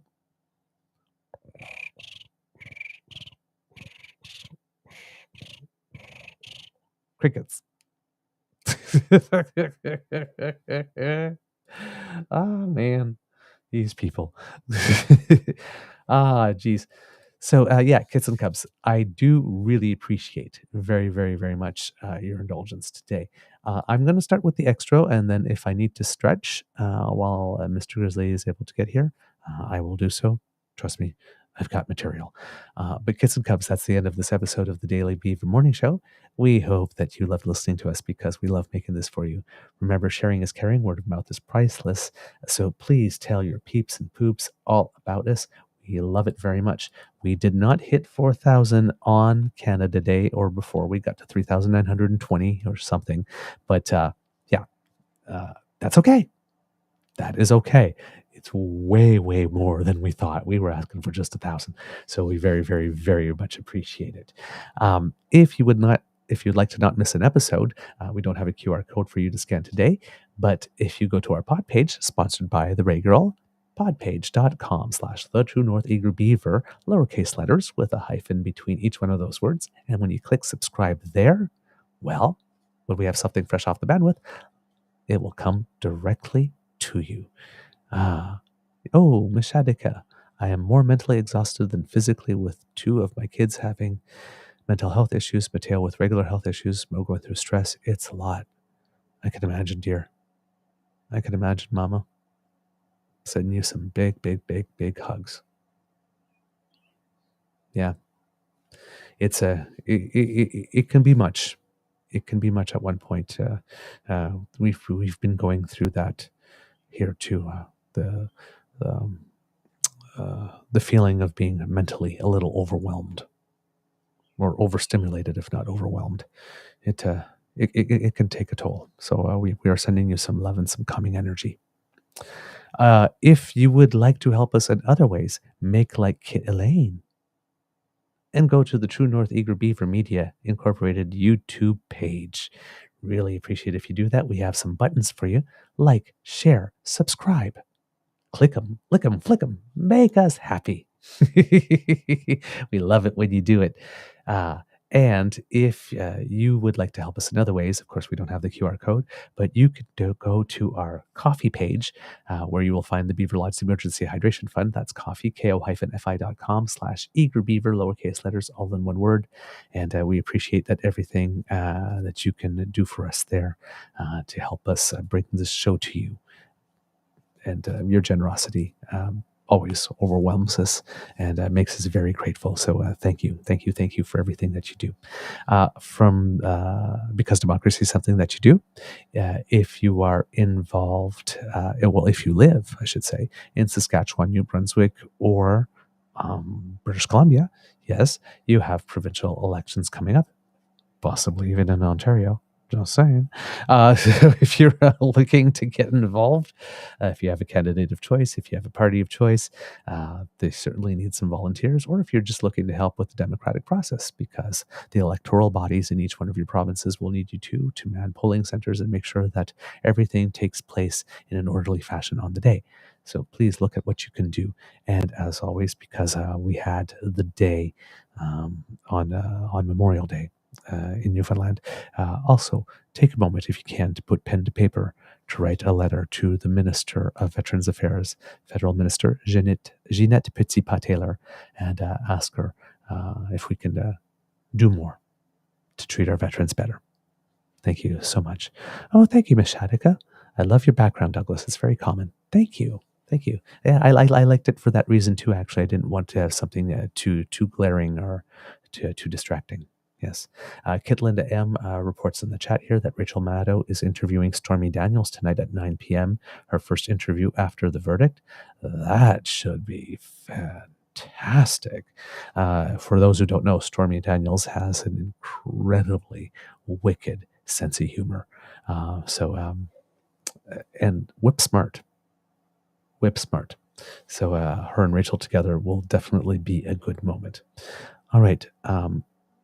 We still don't have Mr. Grizzly, so I'm going to hold off on words of wisdom, and I will be stretching. But don't worry, kids. I have some stuff for you. One of the things that we didn't mention, because we were waiting for that information last week, and it didn't come up during the show, but was the inflation rate. Canada's inflation rate rose to 2.9% last month, which was up from 2.7 in April. The jump came after 4 months of steady decreases and after the Bank of Canada had cut its interest rate for the first time by 0.25 percentage point, just 3 weeks previous to that. The slight reversal downward could force the bank to hold off on cutting interest rates again. Numbers in the U.S. Went in the right direction for them, though, so it could just be a little lag in the sense that inflation went up in the United States a little bit, and now it's sort of, it generated additional economic activity, which, spilled across the border. And then, that will happen. That will happen every now and then, right? You sort of go up and down in the numbers. But the Bank of Canada was was hoping for steady or at least decreasing inflation still. So there's an announcement of a rate setting in July, which is expected, which a lot of economists were suggesting would be a second rate cut for Canadians. That might not happen, given this number. Now, we have to remember that inflation in Canada got as high as 8.1% in 2022 and slowly eased its way back to 2.7 in April. Economists expected it to continue down that path. They were calling for 2.6, but we got 2.9. The reason for which interest rates may not go down, despite the fact, is that the numbers for inflation for the 2.7 is the general overall number. And then when you have the number where you strip out the most volatile elements, that number also went up. A few months ago, we had a time where the main number went up, but the number without the volatile elements went down. So it wasn't so bad. It wasn't as alarming. This time, because both numbers went up, that could be the thing that on the tipping point that tips it one way or the other as to whether or not there'll be an interest rate cut or not. I suspect that there might be some employment numbers between the next decision of the Bank of Canada that comes out that might be there too. If employment shows to be rising at a rate that's a little faster than expected, that might be another cause for the bank to hold off on the next interest rate cut. If they go down, despite the rate of inflation, that might be enough for them to go ahead with it, the second one. Now, Bank of Governor Tiff Macklin has made it clear that he'll keep cutting rates only if he sees further evidence and inflation is really trending downward. Quote, since January, inflation has been below 3%, and our measures of underlying inflation have eased steadily. This has increased our confidence that inflation will continue to move closer to the 2% target this year. Let's see, what else do I have here with regard to that? So one of the things as well is, as we were mentioning with mortgages, right now it seems that only about 50% of homeowners have seen their mortgages renewed with these higher rates. So there's still a lot of pain to come on the household side. There's still about 50% of mortgage holders that are going to be renewing at rates that are higher, and they're hoping that the Bank of Canada rate goes down a little bit more so they don't get hit as hard before the time that they have to renew. So I think it is Mr. Altunes. I can't remember from which organization he's with off the top of my head. I'm so sorry that I don't have that information off the top of my head for you. Pedro Antunes. Oh, there we go. Pedro Antunes, the chief economist at the Conference Board of Canada, is saying that he has given us this data about the homeowners, and he says if we start to see that pain continue along with job losses, all of a sudden then we're starting to paint a very different picture for households, and a recession could still be possible even though we're going for that soft landing. So he says right now that picture is one of a soft landing where the economic slowdown doesn't quite slip into a recession, but that picture is rife with risk. This is just 1 month's numbers. Economic data almost never moves in a straight line, no matter how much we wish they would. But it's a good reminder that the path ahead will be volatile, one full of twists and turns most of us didn't see coming. And that latter part of the quote is from CBC's Peter Armstrong, who is their main financial reporter. So just some information here. So if you can, you're looking to make some plans with regard to your spending or borrowing, or if you're wondering what's going to be happening to your mortgage at some point soon, if you're renewing, that's a bit what's going on with interest rates at the moment. Another thing to mention, since we were talking about Peter Armstrong, because it kind of fits well together, there's another retirement in the news industry, and it's broadcaster Jeannie Lee, who is one of the main broadcasters, of course, in business, on the Business Files on CBC. She has been with the CBC for quite a long time, I believe. I think she's had a 26-year career, if I'm not mistaken. So yes, she is.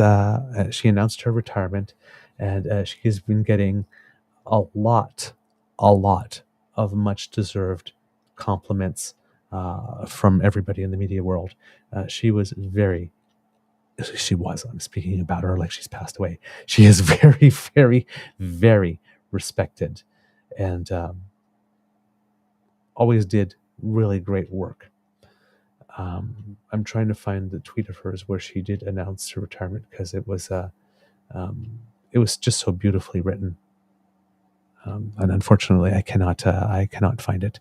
But thank you so much, Jeannie Lee, for all those years of really, really, really good information and doing quality work. Yesterday, we were talking about Scott Russell as well from CBC. He will be retiring from CBC Sports after this Olympic cycle.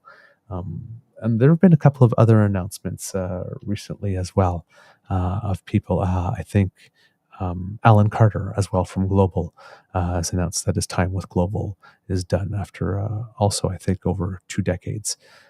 So, it's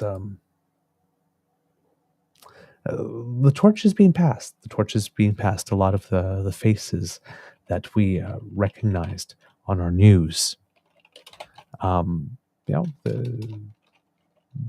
moving to other opportunities, and I think it's while we have some very good journalists coming up, there's no doubt about that.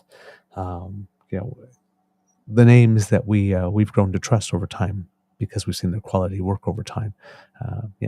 We're getting to that age again where they're starting to retire, and same thing, as the musicians that we liked, they're doing their farewell tours now, right? Which is kind of interesting. Her message, I found it from Jeannie Lee. I came to Canada with no English and no French and few resources except parents who worked doggedly so I can do the improbable. To break into a tough biz with zero ins, work for a national news network for 32 years, and get this nod from the best, Ian Hanumansing. Oh, Canada. Said Jeannie Lee. Class act. Class act. All right. I am still stretching, kids and cubs. So let's see, what have I got here?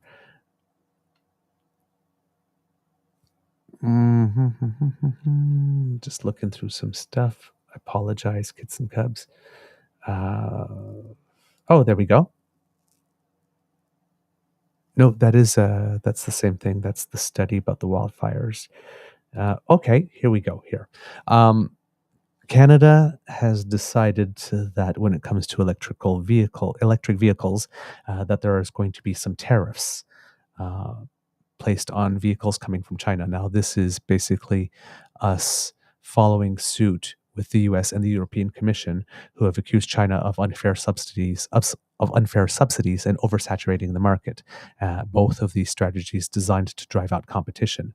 The U.S. is responding with huge tariffs, and Canada is making some of the similar accusations, but so far, at least as of last week, 24th, didn't have the exact same response, at least not yet. My finance minister, Chrystia Freeland, said, what we've announced today is a short consultation for 30 days. And basically, she's looking to shore up the Canadian auto market to make sure that Canada does not become a dumping ground for Chinese oversupplies.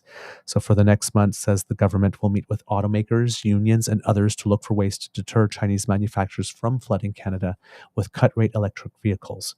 Quote, Chinese producers are quite intentionally generating a global oversupply that undermines EV producers around the world, including here in Canada, says Freeland. So the government has put up billions of dollars in subsidies and tax breaks, right, to help establish an electric vehicle manufacturing sector in Canada. We've seen all the announcements, recently, and Minister François-Philippe Champagne has had all of them, touting how Canada's positioning itself for the future in that sector. But there's fear that all of that work could be undercut by much cheaper cars that are made in China, where labor costs and environmental standards are much lower. U.S. President Joe Biden had already taken steps to keep those cars out of the American market. He's quoted as saying, when you make tactics like these, they're not competing. It's not competition, it's cheating. And he announced last month, in May, I think, that he was hiking tariffs on Chinese-made EVs from 25% to 100%. The European Commission is in talks with Beijing over EV exports, but has already imposed provisional tariffs on Chinese vehicles of between 17 and 38%. So Guy Saint-Jacques, who's a former Canadian ambassador to China, said that once the consultations are done, Canada will follow its allies. Quote, I think that the government clearly had no choice but to proceed with these consultations at this stage. In the short term, what we should expect is that there will be important tariffs that will be applied to Chinese EVs, and therefore I don't expect that Canadian consumers will be able to avail themselves of such cars in the near future. The danger for Canada, of course, is that China could retaliate and place tariffs on Canadian imports, which they might not do with the United States because economically, there are similar sizes, but China is not adverse to asymmetrical pressure in that sense. We could be on the verge of a pretty bad trade fight with regard to that, unfortunately. So I believe that there was a bit of a development with that over the past few days that I noted. Yes, that before Canada can take action on imposing the tariffs on electric vehicles from China, the Canadian International Trade Tribunal has to complete an anti-subsidy investigation.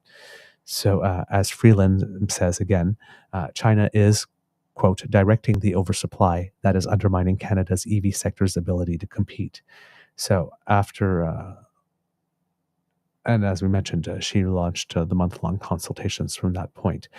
Measures that are being considered is levying a surtax on Chinese vehicle imports, adjusting which cars are eligible for federal incentives here in Canada. And these are measures that Canada's labor movement has applauded and has expressed support, for which they've expressed support. There is, quote, no justification to trade away high-paying, high-skilled jobs for cheap and high-carbon-intensive vehicles, says Chrystia Freeland, and Unifor is on record as saying that cheaper Chinese EVs come with a high domestic and environmental cost. So that's where those that stands at the moment in Canada.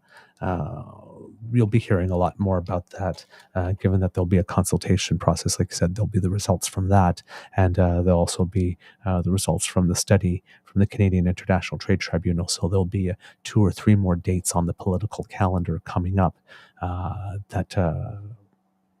during which critical information will be coming up. And so if that's a subject that's the interest of you, keep your ear to the ground, because there's going to be more coming up soon. We have Kit PNC Biogo saying, the instant unstoppable fires in battery vehicles terrify anyone with mobility issues, or should. We can't do much quickly, let alone unassisted. That is true.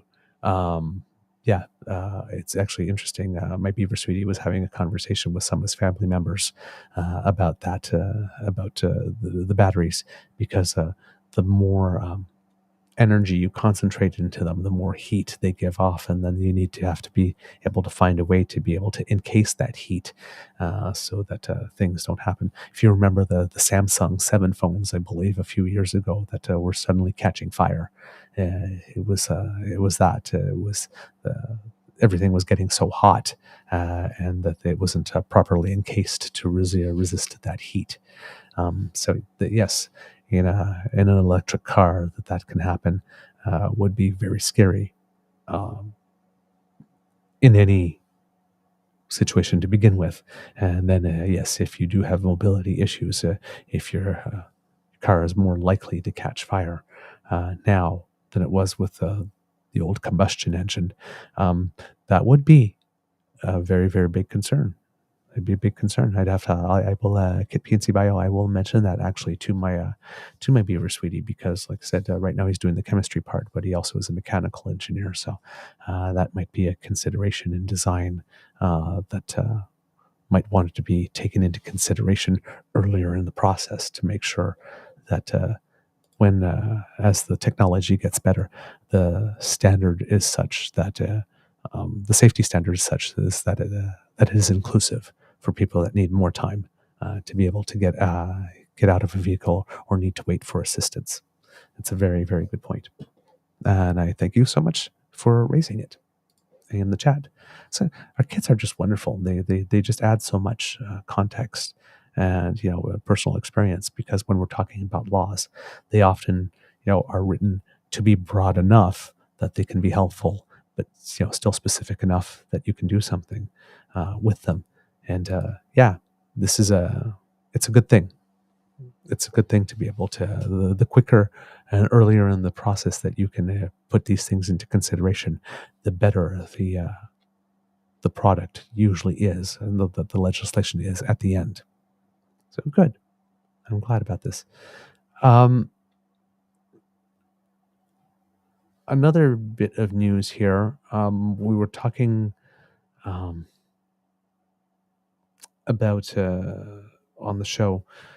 We mentioned in Ontario, for example, they were changing the education curriculum to allow students as young as in grade 11 to go more towards the trades. And we were concerned about that, not because we don't think that there should be programs for kids who are interested in trades to be able to get experience early, or to be able to get education in that field if that's their interest early, but more in the sense that if we do that, what are elements of the core curriculum that they no longer need to learn? Because we have a core curriculum for a reason. These are the minimal things that we need to know to be able to all have a level playing field in society. And when we talk to each other, we communicate to each other. We all know these things, and we all have these basic abilities. your basic arithmetic and reading and writing and the basic concept of the history of the nation, the basic concept of geography, basic that so that we can function all together. So deciding what it is that you no longer need to know in order to be able to do that, particularly at that age, it was a little concerning. And then we heard about in Saskatchewan that there's talk about adding some oil and gas elements to the curriculum, which again could have some positive aspects in certain ways, but it has to be very, very, very careful. Kitsasi here says they just announced this in Nova Scotia too. We already have problems with kids, mostly boys, leaving school to get out on a boat because money is more appealing than knowledge. Indeed.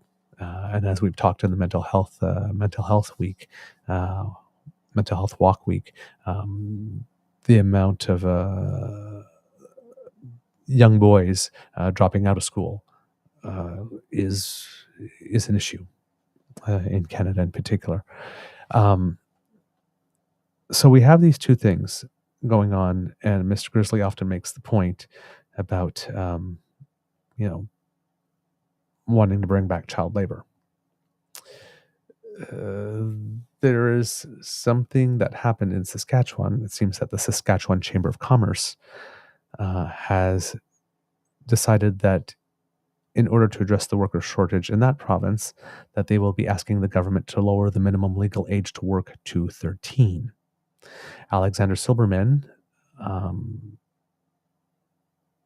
according to the CBC, this is from a CBC article here, Alexander Silberman, I'm tripping over my tongue. Alexander Silberman has more small ras. You know what? This sentence is not working for me.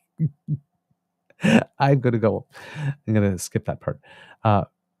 So lowering the minimum legal age to work to 13 is part of the Saskatchewan Chamber of Commerce recommendations to parties for the upcoming provincial election.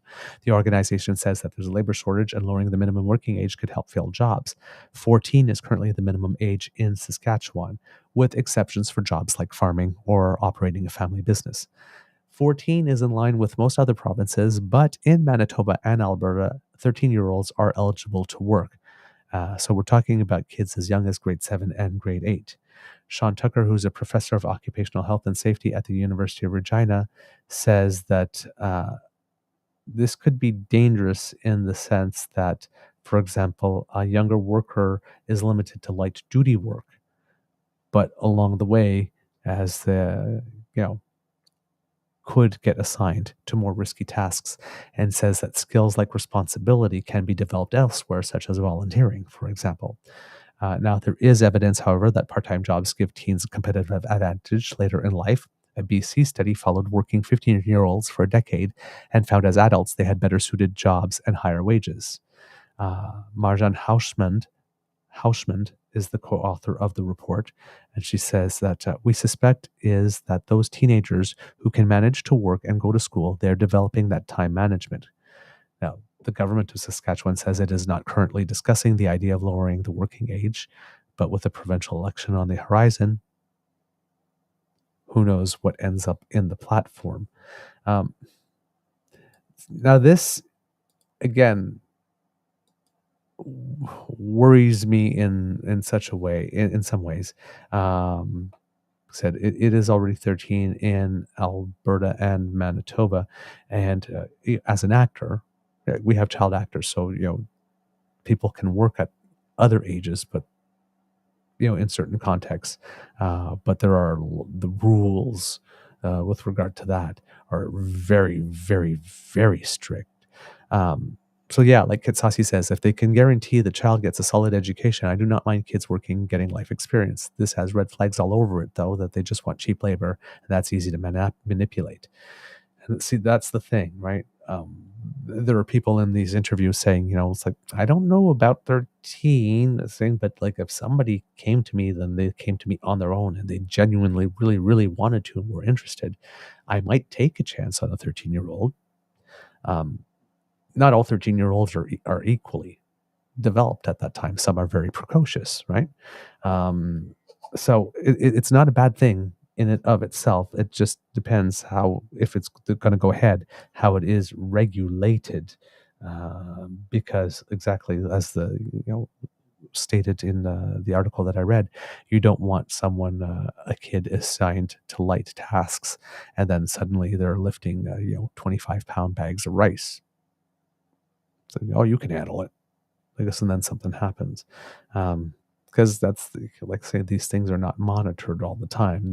They have rules and whatnot, but then why are they followed? And we see that a lot with the temporary foreign workers, for example. Right? They're people that are coming in on education visas to learn something, and they were allowed to work. And then some of their employers were saying, well, you need to be here 12 hours a day, and if you've got exams or if you've got studies, we don't care. So the rules probably said that you couldn't do that, but that sure didn't stop them from doing that. And my Beaver Sweetie can tell you from experience, because he's had to chase down many people asking them, like, why were you not in the exam? And he's, it took a while, but he finally started hearing from some of the students that they were not given time off work. They just weren't. So that's my my concern with regard to that is, if the rules allow a precocious young person who's organized, who's willing to go ahead and do it, and the family agrees, and the employer is being decent, yeah, okay, I guess. Although I'm not a big fan of it. I mean, kids should be kids. There's plenty of time in life for work. So yeah, but given the party that it's coming from as well, I'm just naturally suspicious of everything from it as well. So yeah, and yes, and exactly like Kitsasi says, I don't want kids in a meat plant cleaning gear like what happened in the U.S. Exactly. So the jobs would have to be particularly limited. All right, Kits and Cubs. I have wrapped off the show, and I hear that I can see that Mr. Grizzly is off camera and is able to close from here. So given that Mr. Grizzly is not going to come on camera to say words of wisdom, my words of wisdom for you, Kits and Cubs, is if you did celebrate Canada Day this year and you had some good vibes from it, try to keep those good vibes going throughout the day, throughout your week. Carry them with you. There's a lot of reason to be concerned, especially with what's happening in the United States, and knowing that we have a political movement in Canada that would love to have the same thing here. And these are scary times because we don't know what our future is, and everything is pretty much thrown up in the air. So do try to enjoy the people around you as much as possible, and to try to make some time in your day and in your life for things where you don't have to focus on everything that's going on in the world for a bit, that you can just be with people you enjoy, doing things you enjoy. All right. Mr. Grizzly, if you could please. You are listening to a True North Eager Beaver Media Incorporated podcast. The True North Eager Beaver podcasts are proudly brought to you by our founding sponsors, the Misfit Mysteries from Corvid Moon Publishing, your source for science fiction, fantasy, and cozy mysteries featuring a broad diversity of characters. CanadianTarot.com, their uniquely Canadian online eclectic tarot community. And the Peppermaster, hot pepper sauces made from farm-fresh ingredients to thrill your taste buds and expand your mind. We are grateful to the Crier Media Network for its support, Pete Jarvis for our artwork, and Paul Joseph Something for our opening and closing sequence music.